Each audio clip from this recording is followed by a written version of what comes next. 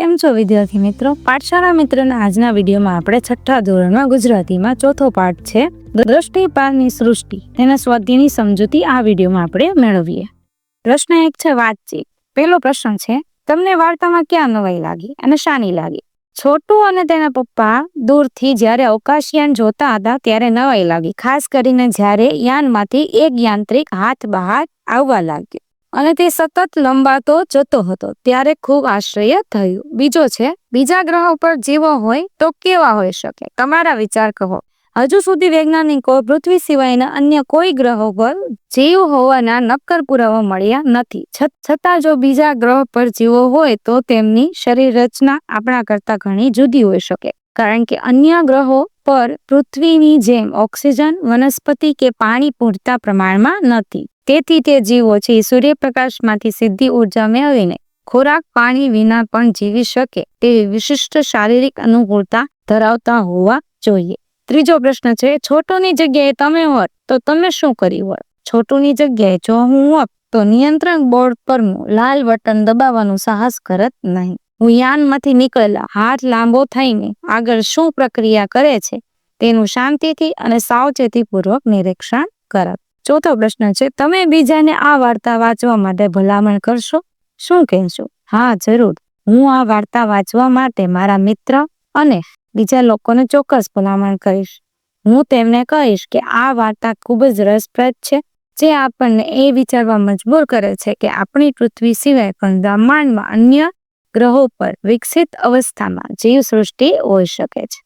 પાંચમો છે આ ઘટના વાસ્તવિક લાગે છે કે કાલ્પનિક? ક્યાંય આ ઘટના વાસ્તવિક નથી પણ કાલ્પનિક છે, જેને આપણે સાયન્સ ફિક્શન વિજ્ઞાન કથા કહીએ છીએ. આ ઘટના કાલ્પનિક હોવાનું કારણ એ છે કે આજ દિન સુધી વાસ્તવિક જગતમાં વૈજ્ઞાનિકોએ મંગળ ગ્રહ પર જીવન હોવાના કે જીવન માટે અનુકૂળ વાતાવરણ હોવાના કોઈ પુરાવા મળ્યા નથી. છઠ્ઠો પ્રશ્ન છે કોઈ વાહન ન ધરતી પર ચાલતું હોય, ન આકાશમાં ઉડતું હોય કે ન પાણીમાં તરતું હોય તેવું વાહન હોય.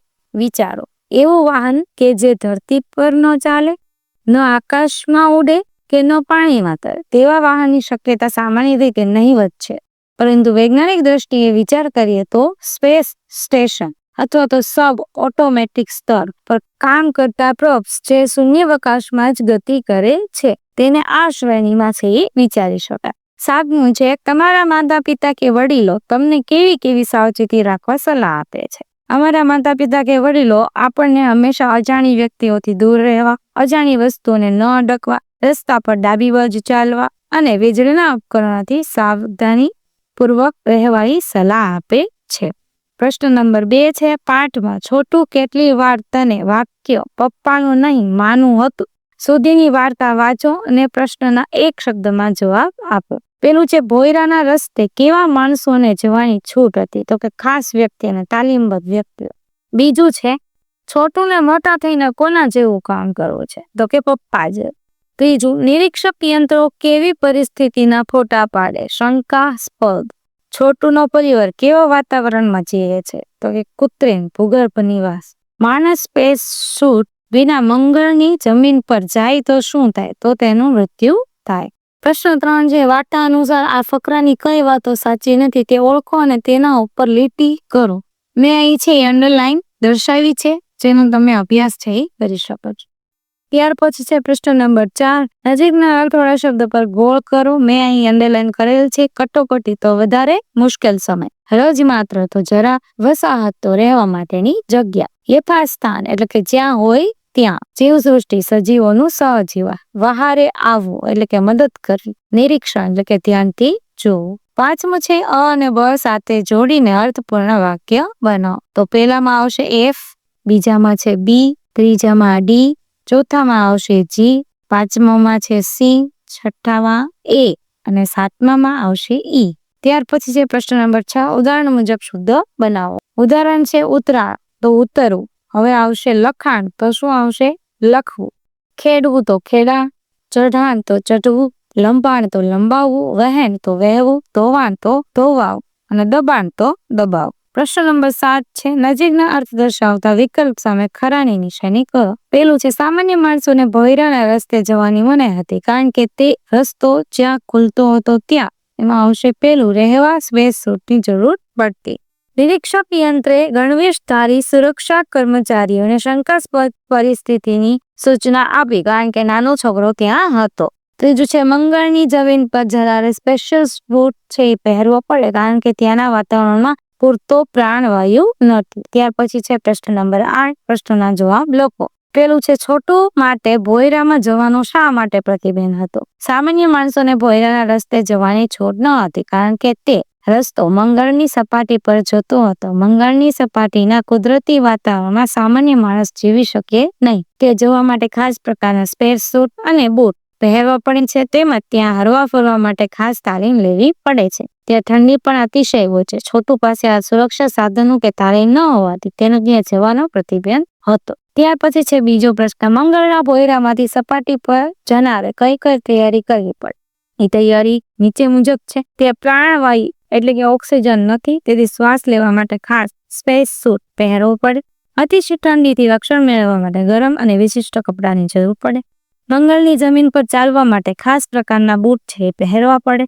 સપાટી બની વિષમ પરિસ્થિતિઓમાં હરવા ફરવા માટે પૂર્વ તાલીમ છે એ લેવી પડે. ત્રીજો પ્રશ્ન છે, મંગળ પરના લોકોનું જીવન જમીનની નીચે સરળતાથી કેમ ચાલે છે? મંગળ પરના લોકોનું જીવન જમીનની નીચે સરળતાથી ચાલે છે કારણ કે તેમણે વૈજ્ઞાનિક ટેકનોલોજી અને યંત્રવિદ્યાની મદદથી જમીનની નીચે એક આખું કૃત્રિમ વાતાવરણ ઊભું કર્યું છે. સૂર્યપ્રકાશ અને ઉર્જાનો નિયંત્રણ ઉપયોગ કરીને યંત્રો દ્વારા ત્યાં જીવન જરૂરી તમામ સુવિધાઓ જાળવી રાખવામાં આવી છે. ચોથો પ્રશ્ન છે, મંગળની વસાહત પર સંરક્ષણ કરનાર સમિતિ અવકાશયાન વિશે શી માહિતી આપે છે? સંરક્ષણ સમિતિના અધ્યક્ષ અવકાશયાન વિશે માહિતી આપતા જણાવે છે કે અવકાશયાનને અવકાશમાં જ નષ્ટ કરી દેવાના સાધનો આપણી પાસે નથી, પણ જો તે આપણી જમીન પર ઉતરે તો તેને નકામું બનાવી દેવાની ક્ષમતા આપણી પાસે ચોક્કસ છે. મોનિટર પરથી મળેલી માહિતી મુજબ આ યાનોની અંદર માત્ર યંત્રો એટલે કે રોબોટિક આર્મ કામ કરી રહ્યા છે. તેમાં કોઈ જીવંત પ્રાણી કે જીવ નથી. ત્યાર પછી 5મો પ્રશ્ન છે, મંગળના વૈજ્ઞાનિકોએ અવકાશયાનને નકામું બનાવવા શું જોખમ લાગે છે? મંગળના વૈજ્ઞાનિકને અવકાશયાનની અધવચ્ચે નકામું બનાવવામાં એ જોખમ લાગે છે કે જો તેઓ યાનને નષ્ટ કરશે તો યાન મોકલનાર દેશ કે પૃથ્વીના લોકોને મંગળ ગ્રહ પર રહેતી આ અદ્રશ્ય વસાહત અને તેના વૈજ્ઞાનિકોના અસ્તિત્વ વિશે ખબર પડી જશે, જેનાથી તેમને સુરક્ષા જોખમાઈ શકે છે. છઠ્ઠો છે, વાઇકિંગ એ મંગળ પર શા માટે આવ્યું છે? તેનું પરિણામ શું આવે છે? વાઇકિંગ 1 છે એ અવકાશયાન મંગળ ગ્રહની માટી અને પથ્થરોના નમૂના એકત્ર કરવા માટે પૃથ્વી પરથી મોકલવામાં આવ્યું છે. આ નમૂનાનો અભ્યાસ કરીને વૈજ્ઞાનિકોએ જાણવા માંગતા હતા કે મંગળ એટલે કે લાલ ગ્રહ પર જીવસૃષ્ટિ છે કે નહીં, પરંતુ તેનું પરિણામ નકારાત્મક આવ્યું. માટીના પરીક્ષણ પછી સાબિત થયું કે મંગળ પર જીવસૃષ્ટિ હોવાનો કોઈ પુરાવો નથી. 7મો પ્રશ્ન છે, તમે પૃથ્વી પરના વૈજ્ઞાનિકોની સમિતિમાં હોત તો વાઇકિંગ 1 ના અભિયાન બાબતે શું જુદું કર્યું હોત? જો હું પૃથ્વી પરના વૈજ્ઞાનિકોની સમિતિમાં હોત તો વાઇકિંગ 1માં માટીના નમૂના લેવા ઉપરાંત એવા હાઈટેક સેન્સર્સ અને ઇન્ફ્રારેડ કેમેરા લગાવે જે જમીનની અંદર રહેલા કોઈ પણ પ્રકારના તાપમાન, હલનચલન કે ભૂગર્ભીય વસાહતોને અમુક કિલોમીટર દૂરથી સ્કેન કરીને શોધી કાઢે. ત્યાર પછી છે 8મો પ્રશ્ન, આ વાર્તાના આધારે મંગળ વિશે 5 વાક્ય લખો. તો કે મંગળ એ પૃથ્વીની નજીક આવેલો એક લાલ રંગનો ઠંડો ગ્રહ છે. મંગળના વાતાવરણમાં પૃથ્વીની જેમ જીવવા માટે પૂરતો પ્રાણવાયુ નથી. વાર્તા મુજબ મંગળના મૂળ નિવાસીઓ કુદરતી ફેરફારોને કારણે જમીનની નીચે કૃત્રિમ વસાહતો બનાવીને રહે છે. પૃથ્વીના વૈજ્ઞાનિકોએ મંગળ પર શોધખોળ કરવા માટે વાઇકિંગ 1 જેવી પ્રયોગશાળાઓ મોકલી હતી. વિજ્ઞાનના વાસ્તવિક પ્રયોગોના આધારે મંગળની સપાટી પર હાલમાં કોઈ જીવસૃષ્ટિ જોવા મળી નથી. ત્યાર પછી 9મો પ્રશ્ન છે, વાર્તાના આધારે ઘટનાઓને યોગ્ય ક્રમમાં ગોઠવો, ત્યારબાદ એને મોટેથી વાંચો. તો 1 થી 7 ક્રમ મેં છે એ આપી દીધા છે, તે તમે જોઈ શકો છો. ત્યાર પછી છે પ્રશ્ન નંબર 8, ઉદાહરણ પ્રમાણે કોઠામાં વિગતો છે એ ભરો. એમાં છે વાક્ય લખવાનું છે, કયો ભાવ એટલે કે માત્ર માહિતી છે કે પૂછપરછ છે તે કહેવાનું છે, ક્યાં શબ્દ અને કયું વિરામ ચિહ્ન આવશે તે બધું જ મેં આ કોષ્ટકમાં છે એ દર્શાવેલું છે. તો તમે વિડીયો પોઝ કરીને તમે લખી શકો છો. ત્યાર પછી છે 12મો પ્રશ્ન, વાક્યમાં યોગ્ય વિરામ ચિહ્ન મૂકો તે શા માટે? છે તે ઉદાહરણ પ્રમાણે કૌંસમાં લખો. માહિતી હોય ત્યાં પૂર્ણ વિરામ મૂકવાનું છે. આનંદ, ખુશી, પ્રશંસા, દુઃખ, મૂંઝવણ, આશ્ચર્ય જેવા ભાવ હોય ત્યાં ઉદ્ગાર ચિહ્ન છે એ મૂકવાનું છે. એક ઉદાહરણ આપણને આપેલું છે, એના ઉપરથી આપણે છે એ વાક્ય બીજા બનાવવાના છે. અમે પ્રવાસે જવાના છીએ, તે માહિતી છે એટલે પૂર્ણ વિરામ મૂકો. કઈ ખબર જ નથી પડતી ને એટલે મૂંઝવણમાં હોય છે એટલે એમાં ઉદ્ગાર આવશે. મારા ઘરે મહેમાન આવ્યા છે, માહિતી, પૂર્ણ વિરામ. આવ્યું વેકેશન, આનંદ, ખુશી પ્લસ માહિતી મળે છે. અરે વાહ, તું તો બહુ મીઠું મીઠું ગાય છે, પ્રશંસા છે, માહિતી મળે છે, એમાં ઉદ્ગાર આવશે. સુપ્રભાત, હું મજામાં છું, આનંદ પ્લસ માહિતી. મને તો આજ ખબર પડી, આશ્ચર્ય એટલે કે માહિતી મળે છે, એમાં પૂર્ણ વિરામ આવશે.